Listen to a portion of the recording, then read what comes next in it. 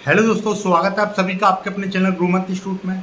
आज का ये वीडियो बहुत ही खास और सुंदर वीडियो होने वाला है, क्योंकि आज की इस वीडियो में हम आपको फिजिक्स के न्यूमेरिकल्स में सबसे ज़्यादा अड़चन पैदा करने वाले टॉपिक को ख़त्म करने वाले हैं। फिजिक्स के न्यूमेरिकल करते समय दिमाग में जरूर आता होगा, सर राशियों को कैसे चेंज करते हैं, हमको समझ में ही नहीं आता। दूरी कभी मीटर में दे रखी होती है, कभी सेंटीमीटर में दे रखी होती है, तो कभी मिलीमीटर में दे रखी होती है। तो हम कौन सी दूरी लगाएं? और कभी कभी एंगस्ट्रॉन्ग में दे रखी है, माइक्रोमीटर में दे रखी है, कभी कभी आवेश दे रखा होता है तो माइक्रो कूलाम दे रखा होता है, नैनो कूलाम दे रखा होता है। तो हम इनको कैसे चेंज करते हैं, ये चीज़ हमको बताइए।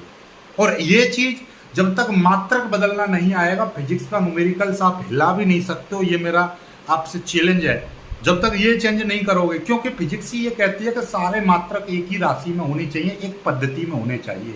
फिजिक्स के न्यूमेरिकल्स जब करते हो तो आप एक पद्धति का चुनाव करते हो, मोस्टली एसआई पद्धति, या आप बोल सकते हो एमकेएस पद्धति, यानी एक ही पद्धति में होने चाहिए। जैसे कि मैं बात करूं आपसे, यदि कोई चीज है, आवेश आपको दे रखा है माइक्रो कूलम में और दूरी आपको दे रखी है और किलोमीटर में, तो ये सारी चीजें एक पद्धति में नहीं है। और आपसे बल पूछने लगे तो आपको क्या है, आवेश को पहले कूलम में चेंज करना पड़ेगा और दूरी को आपको मीटर में चेंज करना पड़ेगा, तभी सवाल सॉल्व हो पाएगा। आप इन चीज़ों को यहीं से लेने लगोगे, जैसे कि 10 कूलम है और यहाँ पर 5 किलोमीटर है, तो ये सवाल गलत कर दोगे। या समझ में आ गई है, ये आपको एमएम में दे रखी है तो आप कैसे करोगे, की समस्या आ जाती है। तो ये चीज़ें आपको बदलनी पड़ती है। फिजिक्स के न्यूमेरिकल्स के लिए क्या क्या चीज़ बदलनी पड़ेगी, वो चीज़ मैं आपको शुरू से बताऊंगा। देखिएगा, सबसे पहले आप यहीं से चीज़ों को सीखिए। 1 सेंटीमीटर को आप यदि बदलोगे, देखिए सेंटी का मतलब ही होता है 10 की पावर -2 से, ठीक है। तो ये देखिए 10 की पावर -2 ये मीटर हो गया। यहीं से आप चीजों को चेंज कर सकते हो कि एक यदि सेंटीग्राम आपसे कहे तो 10 की पावर -2 ये ग्राम हो जाएगा। यदि एक आपसे सीएल कहे, सीएल का मतलब सेंटीलीटर, तो ये 10 की पावर -2 लीटर हो जाएगा, ठीक है।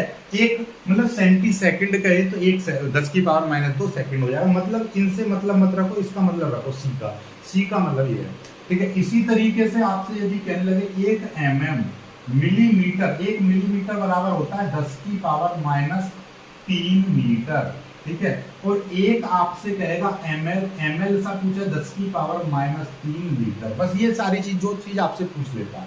या 1 मिलीग्राम बराबर 10 की पावर -3 ग्राम, ठीक है। यहीं से सीख गए। 1 मिलीमीटर बराबर 10 की पावर -3 मीटर। 1 मिलीलीटर बराबर 10 की पावर -3 लीटर। 1 मिलीग्राम बराबर 10 की पावर -3 ग्राम, ठीक है। यहीं से चीजें ऐसे ही आपका एक माइक्रोन का 10 की पावर -6 मतलब होता है माइक्रोन का। यदि मैं 1 माइक्रोमीटर कहने लगूं तो 10 की पावर -6 मीटर लगा देना। यदि मैं एक आपसे कहने लगूं माइक्रो सेकंड आपसे कहने लगूं, या माइक्रो कूलाम कहने लगूं तो 10 की पावर -6 कूलाम। जो भी माइक्रो के पीछे आएगा, मीटर तो मीटर, कूलाम तो कूलाम, ठीक है। चलिए, इसी तरीके से और चीजें आप सीखिएगा। इसी तरीके से आपसे कहने लगे नैनो, 1 नैनो आपसे कहने लगे, नैनो एक आपसे नैनो कहने लगे। 1 नैनोमीटर बराबर 10 की पावर -9 मीटर, ठीक है। इसका मतलब आप समझ लेना नैनो, ठीक है, नैनो, ठीक समझ में आएगा। 1 नैनो कूलाम बराबर 10 की पावर -9 कूलाम, ठीक है, समझ में आ गया बात। चलिएगा आगे। ऐसे ही आपका एक नैनो के बाद में आ जाता है एंगस्ट्रॉम। 1 एंगस्ट्रॉम बराबर होता है 10 की पावर -10, या एक इतने मीटर, क्योंकि ये दूरी का मात्रक होता है, इसमें आप मीटर ही लगाओगे। ये नोट करके लिख लीजिए, 1 एंगस्ट्रॉम बराबर 10 की पावर -10 मीटर, क्योंकि ये दूरी का मात्रक होता है, ठीक है। चलिएगा, एक पिको का मतलब होता है 10 की पावर -12, ठीक है। यदि पिको मीटर आ जाए तो 10 की पावर -12 मीटर, ठीक है। चलिए, पिको मीटर यानी एक आपसे कहेंगे पीएम बराबर 10 की पावर -12 मीटर, ठीक है। एक पीजी पिकोग्राम बराबर 10 की पावर -12 ग्राम। कभी कभी एरिया भी दे देता है। एरिया कह देता है कि आपका यदि मैं क्षेत्रफल की बात कर रहा हूँ, क्षेत्रफल किस तरीके से चेंज करना है, यदि आपसे कहने लगे कि 1 सेंटीमीटर स्क्वायर दे रखा है तो आप उसको कैसे करें, देखिए 1 सेंटीमीटर बराबर इतना है तो स्क्वायर को चेंज करेंगे तो इसका भी आपको स्क्वायर करना पड़ेगा, ये हो जाएगा मीटर का स्क्वायर, तो 10⁻⁴ मीटर स्क्वायर। तो 1 सेंटीमीटर स्क्वायर यदि आपको चेंज करोगे 10⁻⁴ से मल्टीप्लाई करोगे, ठीक है। ऐसे ही 1 mm का स्क्वायर करोगे तब आप मीटर में बदलोगे 10 की पावर, mm बराबर होता है 10⁻⁻3, तो -3 का स्क्वायर ये मीटर का स्क्वायर हो जाएगा, तो यानी 1 mm स्क्वायर बराबर 10⁻⁻6 स्क्वायर।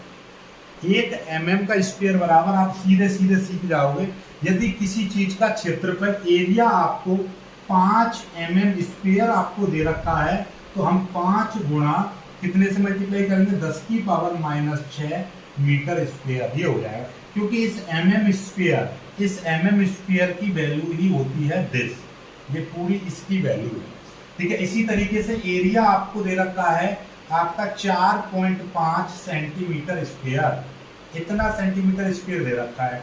एरिया हमेशा हम किस में लेते हैं, मीटर स्क्वायर में लेते हैं, तो मीटर स्क्वायर में लेंगे तो 4.5, अब ये कितना हो जाएगा, इसमें गुणा कर देंगे 10⁻⁻4 से और मीटर स्क्वायर, क्यों, क्योंकि सेंटीमीटर स्क्वायर का ही मतलब होता है दिस, यानी कि ये 10⁻⁻4 मीटर स्क्वायर, तो ये इसकी जगह पर ये सारी चीजें मल्टीप्लाई में आ जाती हैं, तो अब ये सेंटीमीटर स्क्वायर से मीटर स्क्वायर में चेंज हो गया, ठीक है। इसी तरीके से सारे सवालों में कुछ चीजें आपको चेंज करनी पड़ती हैं। तो मोटा मोटी आप क्या चीज सीखे, बस ये 4-5 चीजें हैं जो इम्पोर्टेंट सीखनी है। क्या, तो भैया 1 सेंटीमीटर बराबर 10⁻², ठीक है।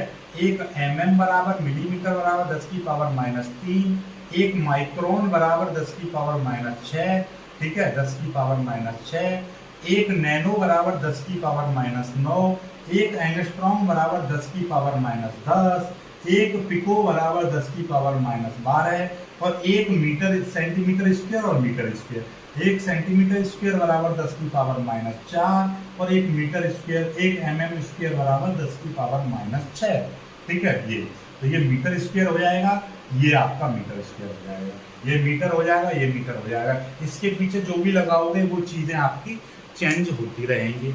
इन चीजों का स्क्रीनशॉट जरूर ले लीजिएगा, क्योंकि फिजिक्स के न्यूमेरिकल्स में, फिजिक्स के जितने भी न्यूमेरिकल्स करोगे वहां पर इनका यूज बहुत ज्यादा है, बहुत ज्यादा यूज है इनका, क्योंकि सभी पद्धतियों के मात्रक आपको एक ही पद्धति में लेने हैं। कैसे, आपके पास जानते होंगे 3 पद्धति, जैसे कि आपके एक MKS पद्धति होती है, ठीक है, और एक आपकी CGS पद्धति होती है, और एक आपका SI पद्धति होती है, एक FPS पद्धति होती है। ऐसी बहुत सारी पद्धतियां हैं। इनमें होता क्या है, MKS पद्धति क्या होती है, यहाँ पर लेंगे दूरी, ये लेंगे द्रव्यमान और यहाँ पे लेंगे समय, ठीक है। एक ऐसी पद्धति जिसमें दूरी को किसमें, मीटर में, द्रव्यमान को किलोग्राम में और समय को सेकंड में, MKS तभी तो बन रही है, मीटर किलोग्राम सेकंड, ठीक है। तो दूरी को जिसमें मीटर में मापा जाए और द्रव्यमान को किलोग्राम में और समय को सेकंड में मापा जाए, उस पद्धति को हम MKS पद्धति कहते हैं। इसी तरीके से जिसमें दूरी को सेंटीमीटर में और द्रव्यमान को ग्राम में और समय को सेकंड में मापा जाए, उसको CGS पद्धति कहते हैं। और SI पद्धति, MKS पद्धति को हम सिस्टम ऑफ इंटरनेशनल या इंटरनेशनल सिस्टम कहते हैं, जिसमें दूरी को मीटर में और इसको किलोग्राम में, क्योंकि यही चीज है ना, यहाँ पर देख लीजिए, यही आपकी इंटरनेशनल सिस्टम कहलाता है, ठीक है। चलिएगा, FPS पद्धति क्या होती है, जिसको दूरी को फुट में और द्रव्यमान को पाउंड में और समय को सेकंड में।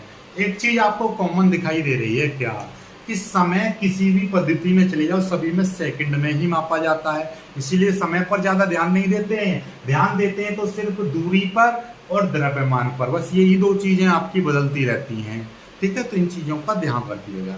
तो ऐसा समझिएगा, यदि आप कोई सवाल कर रहे हो और उसमें दूरी आपको मीटर में दे रखी है और आपका द्रव्यमान आपको किलोग्राम में दे रखा है, ठीक है, सॉरी, द्रव्यमान आपको पाउंड में दे रखा है या द्रव्यमान आपको ग्राम में दे रखा है, ऐसा नहीं चलेगा। एक ही पद्धति में होने चाहिए, या तो दूरी को चेंज कर लो इसमें सीजीएस पद्धति में, या सीजीएस पद्धति के मात्रक को चेंज कर लो इस एमकेएस पद्धति में। यानी ये सारी चीजें, दूरी, द्रव्यमान और समय, समय को तुम्हारा बोली क्योंकि समय तो ये सब जगह बराबर है, तो दूरी और ये द्रव्यमान दोनों के दोनों एक ही पद्धति में होने चाहिए, तभी चीजें आपका उत्तर सही आएगा, अदरवाइज गलत हो जाएगा। ठीक है, तो आपको चेंज क्या करना है, जैसे मैं कहने लगूं किसी सवाल में आपको दूरी तो दे रखी है 5 सेंटीमीटर और द्रव्यमान आपको दे रखा है आपका 10 किलोग्राम, तो चीजें देखिए अब ये एक जैसी नहीं है।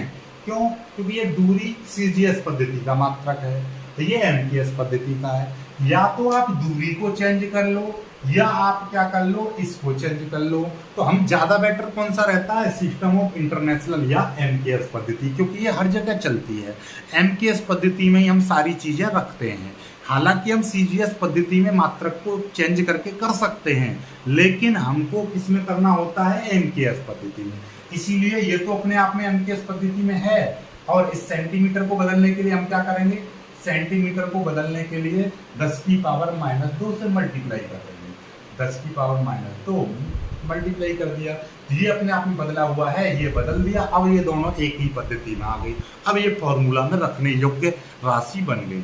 तो आई होप कि आपको मात्रक बदलना आपको आ गए होंगे। मात्रक बदलना कैसा लगा, समझ में आया नहीं आया, आप कमेंट करके जरूर बताइएगा।